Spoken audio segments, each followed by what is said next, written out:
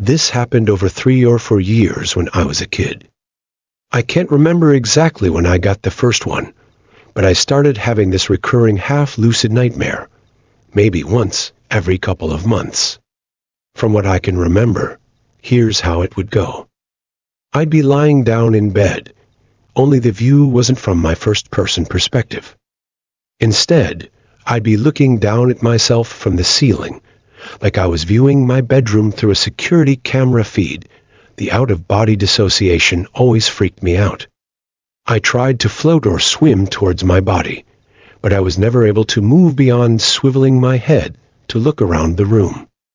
I was half lucid, so I knew it was a dream, but that didn't make me any less scared.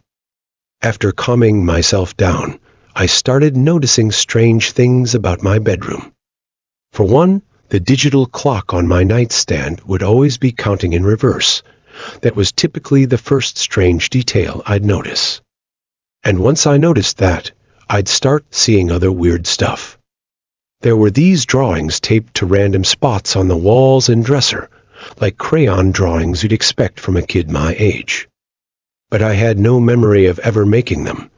I wasn't the type of kid who ever drew much. So, it wasn't like I had just forgotten about them. They always showed the same thing. A row of people holding hands, all smiling, with one smaller figure who I can only imagine was me. They were always standing in front of a house with a blue roof. But I can't remember much more about the drawings than that. The other detail about the dreams that still sticks out to me is an old toy train of mine that was always sitting in a different spot on my bedroom floor, which was significant because I had lost that particular toy years prior. Anyway, after analyzing my room for a bit, I'd get this unexplainable urge to look out my bedroom window. I'd glance over, and as if it were on cue, a man would appear just a few inches from the glass. He had short gray hair and what looked like a cut on his left temple. That's honestly all I can remember about his face. He would watch me sleep for a few seconds, then start clawing at the window like he was trying to open it from the outside. That's usually when I woke up. Sometimes I immediately ran to the window, and sometimes I was too terrified to even move. But I always ended up checking one way or another.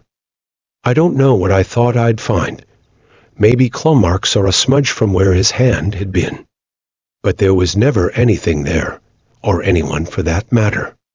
After the 4th time it happened, I finally told my parents.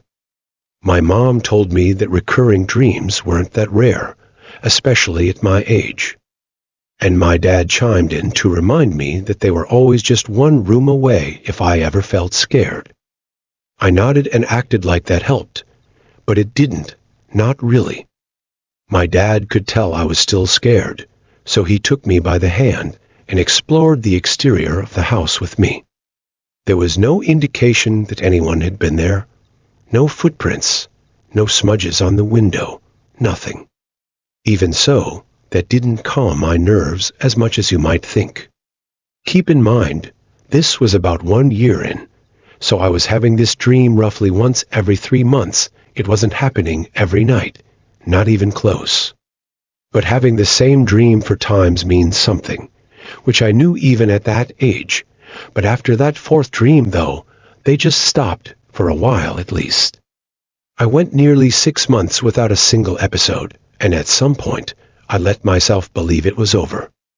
It all just kind of faded into the background, the way childhood fears tend to when life gets more normal, but then it came back. I have no idea what triggered it, but one random night, I had the dream again. Everything was the same as I remembered. The clock, the drawings, the train, everything. But there was something different about that dream that was scaring me twice, as much as the earlier ones had. I couldn't figure out what it was. Everything was following the same chain of events, but then, as I was looking around the room, I realized what it was. My bedroom window was open. As soon as I saw that, I woke up. There was a period of maybe 5 minutes where I couldn't move. Complete and utter sleep paralysis. And it wasn't a passive sleep paralysis either. My brain was screaming at me to check the window the entire time, but I couldn't drag myself out of bed no matter how much I tried. On top of that, I felt significantly colder, as if cold air was blowing through my bedroom window, which I was convinced was wide open. Those 5 minutes were unlike any kind of fear I have ever experienced. All I could think about was how that man was moments away from climbing through my window, yet there was nothing I could do about it. When I finally regained control of my limbs, I forced myself over to the window, confirming that it was locked. I couldn't fall back asleep that night. I was too scared. I'm not sure how I was even able to function the following morning. Another couple of months went by, but I wasn't going to be fooled again. Every night before I went to bed, I thought long and hard about the dream in an attempt to brace myself for having it again. I'm not sure if this logic tracks, but I was hoping that keeping the dream on my brain would help me not get too scared, should I have it again. To my surprise, that technique worked. The next time I had that dream, I wasn't even half as scared. I didn't even bother checking the window after waking up. By the time I had it again, I was barely scared at all. Still, something about it lingered. Not in a scary way, but enough to make me want to bring it up to my parents again. Maybe it was the way I explained it, or maybe it was because I was slightly older. But for whatever reason, they paid closer attention this time. I tried to provide as much detail as possible, something I hadn't done before. As I was getting to my description of the man, my parents' demeanor shifted, not too dramatically, but enough for me to notice. Specifically, it was right as I was telling them about the cut on his forehead. Before I could even finish, my dad cut me off and asked if I was sure about the cut. I told him I was, and he looked over at my mom like there was some unspoken detail that I wasn't aware of. I asked my parents what was going on, and they assured me that everything was fine. Not wanting to upset them, I didn't inquire further. But from that point on, I started wondering if there was more to the story. As it would turn out, a few days after that conversation, my parents set me down and came clean. It wasn't some dramatic reveal or anything. They just said there was something they wanted to tell me. My mom did most of the talking. When I was really little, like too young to even remember, there was a man named Brian who used to watch me sometimes. They always referred to him as Uncle Brian. But he wasn't family, just a close friend of my dad's from college. I guess he was around a lot when I was a baby and a toddler, especially during the times when both my parents were working full-time, but something happened. My dad didn't give details, just said that there was a falling out between them, bad enough that they completely cut ties. He said he forbade Brian from ever coming near our family again, specifically from coming near me again. That was the end of it. I asked what caused the fallout, but they wouldn't tell me. They just repeated that it had nothing to do with me and that I didn't need to worry. The only other thing they told me, and this is what gave me a sick feeling, was that Brian had a noticeable scar on his forehead from a car accident he'd been in years before I was born. They didn't connect the dots out loud, but they didn't have to. I was old enough to make the connection myself. Later that night, after my mom had gone to bed, my dad lingered in the living room with me a little longer. I could tell he wanted to say more, like he hadn't been totally satisfied with how the conversation went earlier. After a few moments of silence, he told me his theory. He said he thought the dreams were my brain's way of processing something buried deep, some memory from when I was little, before I could even form full sentences. He mentioned how close I used to be to Brian, how I'd cry when he left the house, how I always wanted him to be the one to read me to sleep. My dad said he couldn't think of any other way I'd know about the scar on Brian's forehead. I didn't know what to make of that. I had no recollection of this Brian person whatsoever. Even now, I still can't recall a single memory with him in it. I had no choice but to move on with my life, though. Recurring dream or not, another handful of months passed. I'm doing my best to describe the timeline as accurately as possible. But it's hard to remember exactly how much time passed in between each dream. That said, the frequency decreased after talking to my parents. I had the dream only once or maybe twice within the next year. But things took a very dark turn sometime in year 4. One night, after waking up from the dream, I glanced over at my window just out of habit, and this time I saw something move. It was just a flicker, but I was 100% sure something had just moved from right outside my window. And just like that, all the fear I had spent years trying to prevent came rushing back. It was worse. I jumped out of bed and screamed for my parents, who took me very seriously. My dad sprinted outside in his bare feet while my mom held me tightly. Eventually, my dad came back and started whispering stuff to my mom.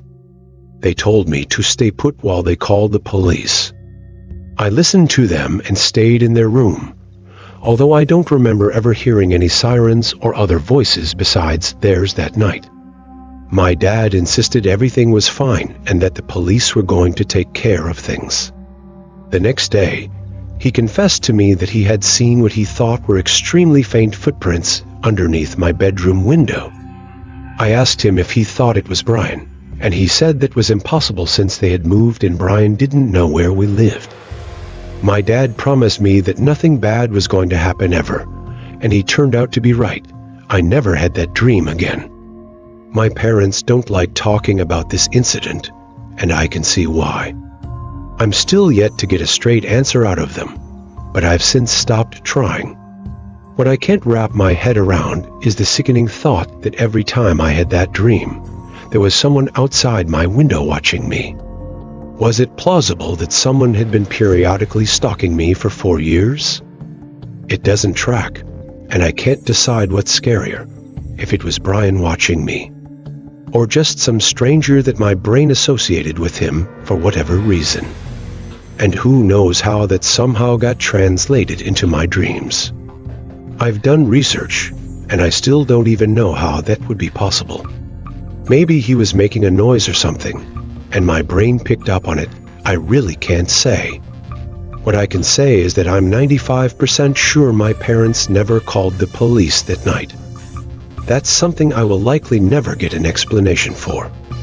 I'll most likely never get any answers regarding this experience since it happened so long ago, but if I do, I'll send an update.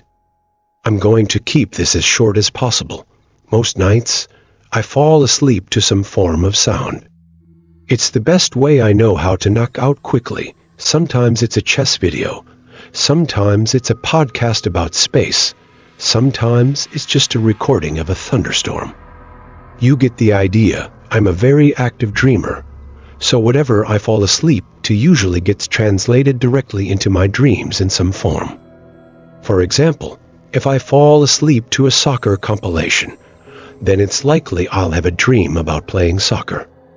Part of the reason this is so clutch is because I had a ton of nightmares growing up, and this technique prevents them. This happened a couple of weeks ago during a sleepover at my friend Duncan's place. It was a sleepover, so I had to fall asleep normally. That wasn't an issue for me. It just meant my dreams would be a lot less predictable. There were 3 of us, me, Duncan, and Ian. Duncan's parents were away for the weekend, which is why we were having the sleepover in the first place. He has a lot of big, comfy couches in his living room, so that's where we all slept. That night, I had one of the most vivid dreams I've had in a while. I was out at sea on this small sailboat. I don't even know where it came from. I've never been on a sailboat in my life. The water was super choppy, and I remember the sky being this weird mix of dark purple and gray. The wind was howling, but not in a scary way. It kind of felt like I was in a movie or something. Then the boat lurched. I couldn't see what we hit, but I felt it. Whatever it was, it knocked the whole sail sideways and cracked something underneath. Water started gushing in through the bottom, and I remember trying to plug the hole with my jacket, which wasn't doing anything. I started panicking, like full-on helpless panic. And just as the boat started to sink, a dolphin jumped out of the water, locked eyes with me, and said in perfect English, "Wake up." That instantly snapped me awake. I'm usually pretty groggy after waking up, but this was different, although I didn't know why yet. I looked around the room, trying to figure out if anything was different or strange, but everything looked normal. My friends were sleeping next to me, and the living room was exactly how we left it. You know that weird in-between phase right after you wake up, where you can't process information accurately. That's what I was experiencing. A few seconds later, though, my brain started functioning properly, and I picked up on a sound that was definitely out of place. There was this distinct rushing sound coming from somewhere upstairs. It wasn't muffled like you'd expect if a faucet was just dripping. It was consistent, like a hose or something. That must have been why I had that wonky dream about the ocean. I sat there for a second, trying to figure out what I was hearing. Then, like an idiot, I got up to check it out myself. I crept up the stairs, trying to make as little noise as possible. The noise got louder with each step. It was running water, and it was coming from the upstairs bathroom at the end of the hallway. The door was slightly cracked open, and even from a distance, I could see the sink. One of the knobs was turned to the right. The water was just gushing out full blast. No way could it have happened on its own. It didn't even make sense. I got close to the doorway and was about to step in, but something made me stop. The bathroom up there is pretty big. It's got this long counter and a bathtub with a curtain, plus this awkward corner where the toilet is. Plenty of blind spots. For all I knew, someone could have been crouching behind the tub or standing right behind the door. My stomach dropped. I don't know why, but I just couldn't go in. I backed up and booked it down the stairs to wake up Duncan. I shook him hard and told him something was wrong. At first, he was groggy, but the urgency in my voice must have gotten through because he sat up and asked what was going on. I told him the sink upstairs was blasting, and I thought someone was in the house. That woke him up real fast. We left Ian asleep on the couch and crept back up together. When we got to the bathroom door, Duncan didn't even hesitate. He pushed it open and stepped inside. I was not prepared for what was about to happen. Almost immediately, a figure launched from around the corner and tackled Duncan from the side. It happened so fast. All I saw was Duncan go down, and this guy swinging a piece of PVC pipe like he was about to beat the crap out of him. I didn't think. I just threw myself at the guy, trying to get him off Duncan. We both piled on him and wrestled him to the floor, but he was bigger than both of us. It was pure chaos. Eventually, the guy broke free and bailed, shoving both of us to the side and sprinting for the stairs. By the time Duncan and I made it to the porch, he was gone. The police showed up maybe 30 minutes later, but they weren't much help. They determined that the entry point was a downstairs window, which was wide open and had been previously unlocked. Duncan's family doesn't have cameras in their house, so there was no evidence we could turn over. The police said that it was likely that it had just been a burglar committing a random attack. But my friends and I think it was way more specific than that. First of all, why would a burglar purposely make noise by turning on a sink faucet in the first place? Yeah, it was a trap to lure someone upstairs, but what was the point if he was trying to rob the place? This makes me think he had a more sinister intention, one I can't fully explain. Duncan is convinced that whoever broke in knew his parents were out of town and had expected only one person to be there that night, him. If that's true, then I can only imagine that whoever had broken in intended on seriously injuring or killing Duncan. I don't even like to think about what would have happened had I gone in that upstairs bathroom by myself. This happened on a Friday night, a couple of months back. My girlfriend's parents had planned a weekend trip out of town, some kind of anniversary thing, I think. So, naturally, my girlfriend Bonnie invited me to stay at her place. Normally, her parents are pretty strict, and sleeping over in her room is definitely off limits. But since they'd be gone the whole weekend, we figured it wouldn't hurt anyone.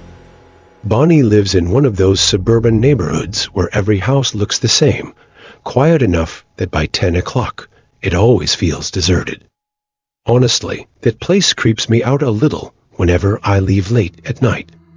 So, I was relieved at the thought of just staying put for once.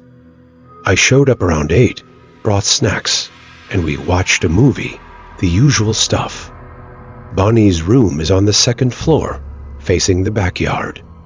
And from her window, you can just barely see into the dense line of trees that borders their property. They don't have much exterior lighting, so at night, it's pitch black out there, like looking straight into a void. Bonnie has a queen-sized bed, so we both had plenty of space, enough that we could stretch comfortably without crowding each other. I'll skip the rest of the irrelevant stuff. We eventually turned off the TV around midnight and drifted off. I don't remember falling asleep, but I vividly remember the unsettling dream that followed. Now, before I tell you about it, I want to say one thing. I've only had a false awakening dream a couple of times in my life before. This night was one of them. For anyone who's never had one, it's a really strange and almost transcendent experience. Dreams like the one I'm about to describe are the main reason I believe there are things in this world beyond those that we can see. In the dream, I woke up abruptly to the unmistakable sound of a door slamming shut somewhere downstairs. Before I could even process it, rapid footsteps started racing up the stairs. Without hesitation, I shot up in bed to intercept whoever had broken in, but something stopped me. Bonnie's room looked identical to how it had looked when we went to sleep. Every detail exactly as it should have been, except for one thing. One thing that I could still picture in my mind's eye even now. A thin yellow glow was spilling into the bedroom from the crack beneath the bedroom door. It was just a sliver of light, but for some reason, I couldn't tear my eyes away from it. All my confidence was gone. My vision began tunneling into this little bar of light as everything else started fading to black. The footsteps made it up the stairs and started storming towards the door, but I couldn't do anything about it. I was frozen, and then silence. I was still fixated on the light below the door when the voices started. At first, it was just one voice, a woman's voice, saying all sorts of nasty things about me, insults about my appearance, my outlook on life, and my future. But then things started getting more personal. It knew things about me, deeply personal things I'd never shared with anyone, not even Bonnie. It started reciting events from my past, things I had said, things I had done, things no stranger would know, things no stranger could know. One voice became two became three, and before I knew it, 100 voices were tormenting me with my darkest, most repressed secrets. It genuinely felt like the darkest pieces of my brain were being dragged out of my head and thrown under a microscope. I couldn't take it anymore. I threw off the covers, bolted across the room, and swung open the bedroom door, ready to confront whoever was harassing me. But the instant the door opened, every light in the house snapped off, and I was plunged into pure darkness. The voices stopped, and the air turned ice cold, sharp enough to sting my skin. And for a split second, it felt like I'd stepped into another world entirely.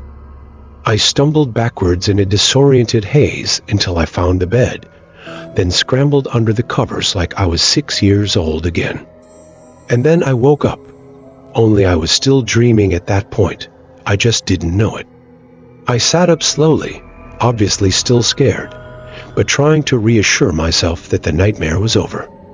But to my horror, when I looked at the bedroom door, I saw that same beam of light pouring into the room. And then I heard it, the downstairs door slamming shut again, followed by those same frantic footsteps stomping up the stairs. The entire sequence replayed itself with agonizing precision. The footsteps stopped at the door, the voices, the sequence, the whole thing. I couldn't help myself. I again ran towards the door and threw it open, only to experience that same cold darkness as before. When I finally woke up for real, my heart was racing. I was 75% sure I had woken up, but I was so disoriented from the strangeness of that double false awakening dream that I couldn't be sure. Bonnie was sound asleep next to me, completely unaware of what I had just been through. That's when I knew I was awake for real.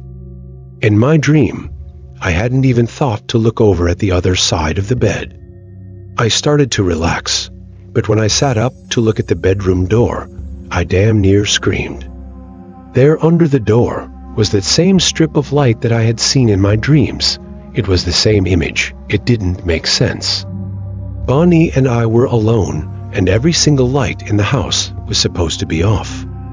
For a second, I just stared, unsure of what to make of what I was seeing, but then I heard footsteps downstairs.